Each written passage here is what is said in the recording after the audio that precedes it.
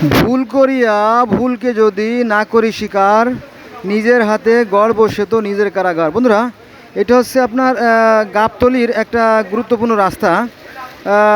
অত্যন্ত পরিতাপের বিষয়, গুরুত্বপূর্ণ রাস্তা হলেও সেই রাস্তাগুলো ফল ব্যবসায়ীদের দখলে। আর ফল ব্যবসায়ীদের পিছনে তো জানেন তো চাঁদাবাজরা কাজ করে। চাঁদাবাজ স্থায়ী নেতা যারা আছে তারা একটা নারকীয় পরিবেশ সৃষ্টি করছে, দেখেন। হ্যাঁ, এই জায়গাটা রাস্তায় প্রতিবন্ধকতা সৃষ্টি করার ফলে লক্ষ লক্ষ মানুষের জীবনে ভোগান্তি।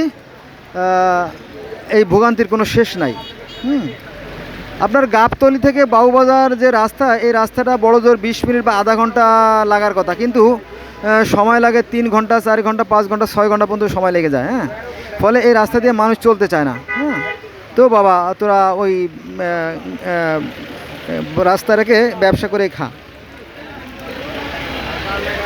আমার সামনে যে ফলের দোকানগুলো দেখছেন, এগুলো সম্পূর্ণ অবৈধভাবে রাস্তা জুড়ে এগুলো করা হয়েছে। আর একটা হৃদয় বিদারক কারণ হচ্ছে যে এই দেখেন, এই দেখেন,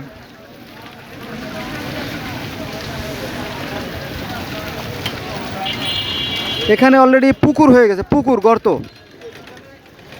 এখানে পুকুর গর্ত হয়ে গেছে, এখানে প্রায় দুর্ঘটনা ঘটে, গাড়িগুলো উল্টে যায়, পেল্টে যায়, ভেঙে যায়, নানান ধরনের জটিলতার সৃষ্টি হয়।